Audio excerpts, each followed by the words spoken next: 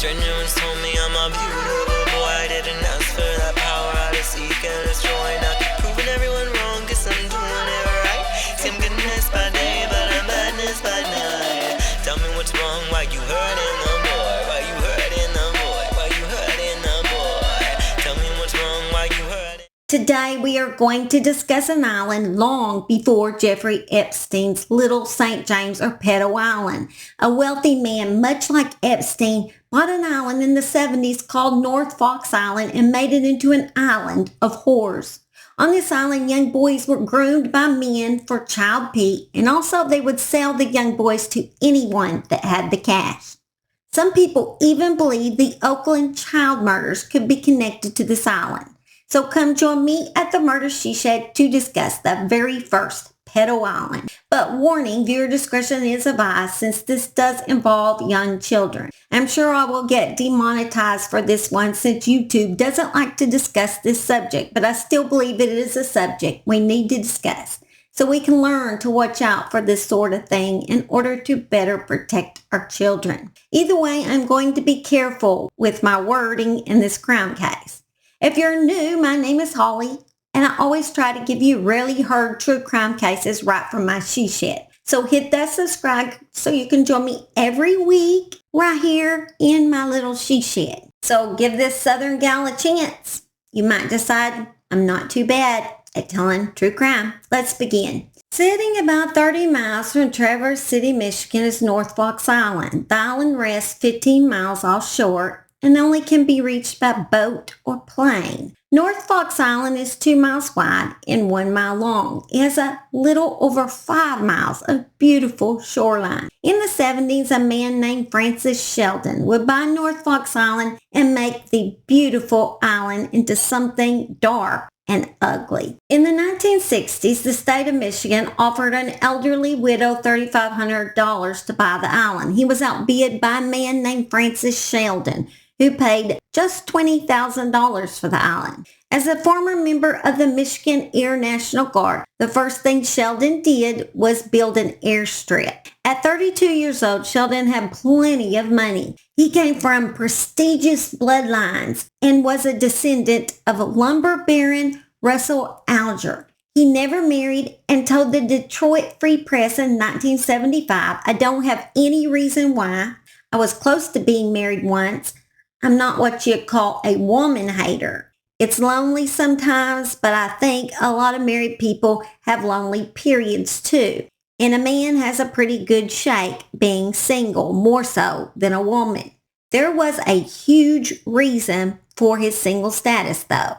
With money in a private island, he could live out his true sexual fantasies just like Jeffrey Epstein. He also said to the Detroit Free Press, "I hold the island as an investment and use it for business entertainment. I get a tax-free break," and while using his charities as a front, Sheldon flew in his associates to North Fox Island along with young boys. In 1975, he founded Brother Paul's Nature Camp. It provided disadvantaged boys with the chance to experience camping in nature. The charity also offered tutoring, counseling, lodging, boarding retreats, and emergency care for runaways. Sheldon enlisted the help of 2 men in order to establish the camp. They were GERALD Richards and DYER GROSSMAN. GROSSMAN, a New Yorker, came from a family that lived in an exclusive part of Long Island and taught science at a private school in Westchester County, known as the Harvey School. Richard was a gym teacher. He was not rich like the other two. The other two were wealthy men. They came from wealth. They were born with a silver spoon. So Richards was a gym teacher at Port Huron and also an aspiring politician who moonlighted as a magician. He was tasked with luring the children, including some of his own students, to the camp. Richards had worked in an adult bookstore to put himself through college. And through this, he had learned that there was a market for child pee. In Richards' house, he made a studio in the basement with a massage table in order to produce his own child photography. He met lots of children through his magician acts, and he even drove an orange pinto wagon with Jerry the Magician on the sides. Richards would often put articles in a magazine called Better Life Monthly. That was a magazine for boy lovers. This is how Richard had become acquainted with Sheldon. Richard soon began rewarding his students with trips to North Fox Island. He would tell the parents how well their child was doing in school, and the trip was a reward. He would take several students at a time. Sheldon would fly them all to the island. The boys would be told after they got to the island that they should go skinny dipping. It'd be fun. If they acted shy, they would be reassured no girls were there to see them. There were cameras all over the island. The boys did see them, but just didn't think much about it. Richards knew Grossman through an organization called Church of the New Revolution. They would hide behind several tax-exempt organizations in order to hide their child sex ring. Not only that, but these organizations would also allow them to be in contact with children. They usually brought boys to the island who were around the ages of 11 to 13. I imagine they knew around this age parents gave the child a little more freedom, so they became easier targets for them, although it would come out that boys as young as 8 had been SA'd. Some 300 sponsors donated to Sheldon's charity, receiving child images in exchange for their tax-deductible contributions. Or for the particularly wealthy or connected individual, they would get opportunities to visit the island and spend time with the boys. Sheldon would mail his child images all over the U.S. on film rolls. The North Fox Island ring crumbled in 1976 due to 2 boys that would come forward about their abuse. Later, every wall crumbles like cookies. As I tell the boys' stories, I will call one boy M and the other one E. It was a very simple beginning for M. At 12, he was out with his shovel and came across Richard's house a few doors down. He shoveled his driveway and was given $5. Richard said he was a magician and showed him a magic trick as well. He also introduced M to his wife and his family. In a way, they became friends. Richards eventually asked M to be an assistant to his magic act, and M was thrilled, just like any 12-year-old would be. He even raised Richard's animals he'd used for the magic hat trick. M described how his relationship with Richards slowly devolved into abuse. It started out with the hugs, the squeezes, the "you're my friend" thing. The fact he was in photography eventually led to Richards taking pictures of M, which then became nude photos. Richards would often tie M up with the ropes that they'd used in magic shows. This totally reminds me so much of serial killer John Wayne Gacy. I mean, he was a clown. He used his ropes from his show in much the same way. And actually, sometimes they link Gacy to the Oakland killing. So, we're not going to get into all that, but just so you know, it's just strange. The abuse escalated and other kids were involved. Down the road, Richard's friends began to show up and see M's pictures and would join in on the abuse. Within 6 months of knowing Richards, M was firmly in his grasp and control and was officially being sold.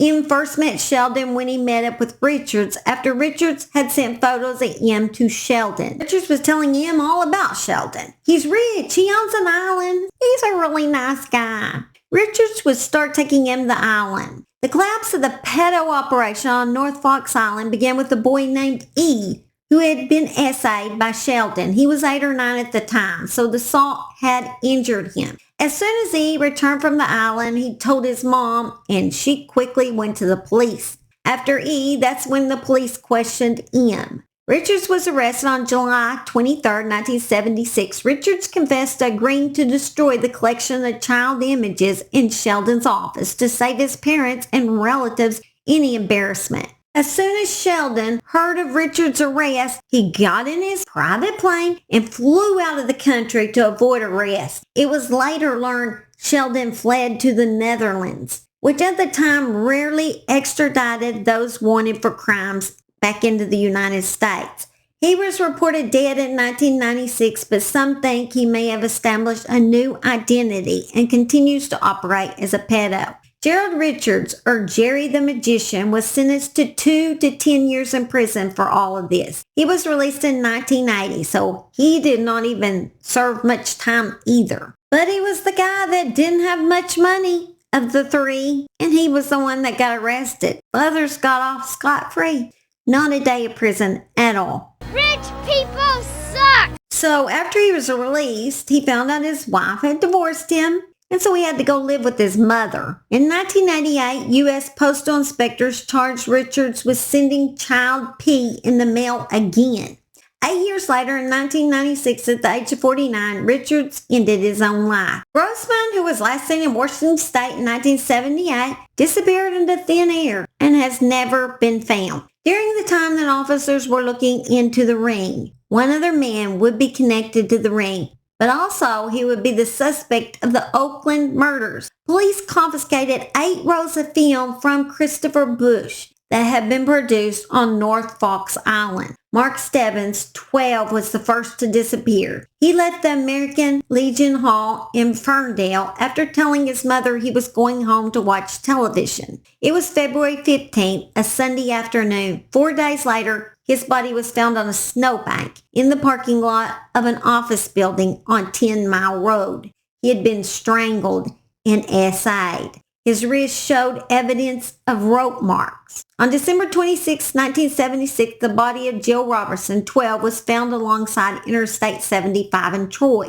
She was killed with a GUN blast to the face. Jill had disappeared 4 days earlier after arguing with her mother. Christine Malek, 10, was last seen on Sunday, January 2, 1977, around 3 p.m. buying a magazine at 7-Eleven in Berkeley. Her body was found 19 days later in Franklin Village. Her arms were folded across her chest. She had been smothered. Timothy King, who was 11, was a straight-A 6th grade student from Birmingham. On Wednesday, March 16th, he borrowed 30 cents from his sister to buy candy at the Hunter Maple Pharmacy in a shopping center near his house. It was around 8:30 p.m. when he left the store through the rear entrance, which opened to a parking lot, and he suddenly disappeared. Then on March 22nd, Tim's body was found in a ditch. He had been suffocated and SA'd. Marks on his wrist and ankle suggested he had been bound. Like the other children, he showed evidence of having been cleaned. Even his clothes had been washed and pressed. Investigators said all the children had been captive from 2 to 18 days. While Tim was missing, Marion King, his mother, had written a letter to the Detroit News saying that she wanted him home so she could serve him his favorite meal, Kentucky Fried Chicken.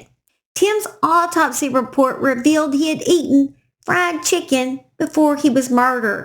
All 4 victims were linked due to white dog hairs found on them. Chris Bush, who was the son of Harold Lee Bush, a high-level executive for the General Motors Auto Company. Chris Bush and Greg Greene had been in police custody before Timothy King's abduction for suspected involvement in child images. Greene told authorities that Bush had murdered Mark Stebbins, the first boy to disappear. Bush was let go, and then Timothy King went missing. Greene ended up getting life in prison with the same SA charges as Bush, who did not spend 1 day in jail, even though he was a 4-time convicted pedo.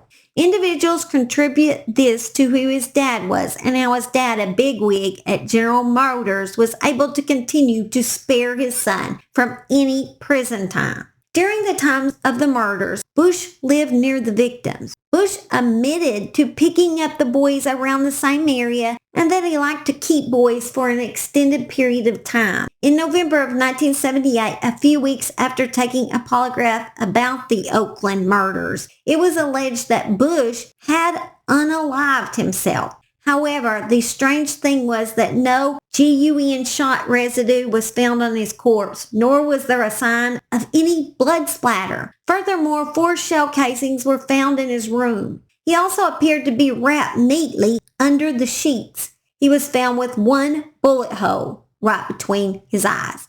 A drawing depicted a child screaming in agony was found in Chris Bush's house. The drawing was said to bear an eerie resemblance to Mark Stebbins and to be wearing the same jacket that Mark was when he disappeared. After Chris Bush allegedly unalived himself, there was no confirmed activity from the Oakland County child killer. This is where James Vincent Gunnels comes into this case. After several years, his DNA was linked to a hair found on Christine's jacket, one of the victims. Gunner, who was 16 at the time of the murders, claims he was repeatedly essayed by Chris Bush as a child.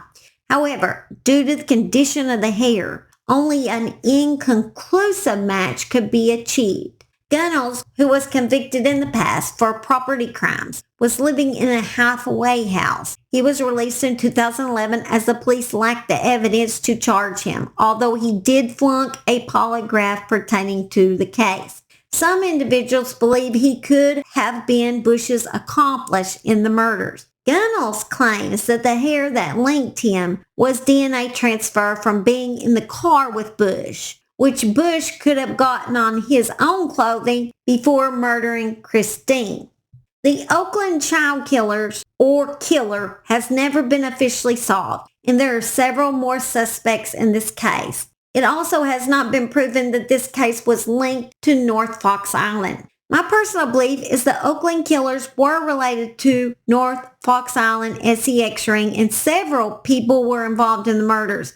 I don't believe it's just the Oakland child killer. I do believe it was killers. And I think these victims were kept for several days. And they were probably passed between this ring. So they cleaned them all up to make sure there was no evidence left on the bodies. And I truly believe it was several killers involved. I do believe Bush and Gunnels was both involved somehow. That's just my personal feeling. And there was also several characters that I did not discuss in this video that I believe was connected as well. One of those is an individual that Gunnels' hair was found in his vehicle. That Bush had been in that vehicle, that Gunnels had been in that vehicle, and I believe that several people were involved. It's just kind of a really, really confusing case and still remains unsolved. And I'm not sure that it will ever be solved, sadly. I hope that in the future it can be. A lot of the victims' families have passed away at this point, their moms and dads. I know that Tim King's dad just passed away like a couple of years ago. And he was a lawyer that was still trying to solve this murder. And he died never knowing, which is so sad. I hope one day that they can find the answers that they need and they find out what individual or individuals was involved in killing these poor little children. Anyway, I hope you guys be good this week.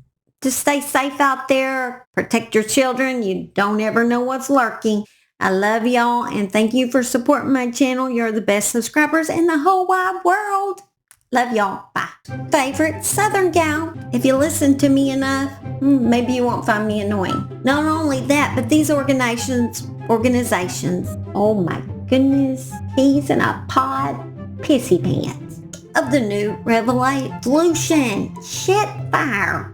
On Saturdays at noon, they do this great practice siren where they make sure all the tornado sirens are working and up.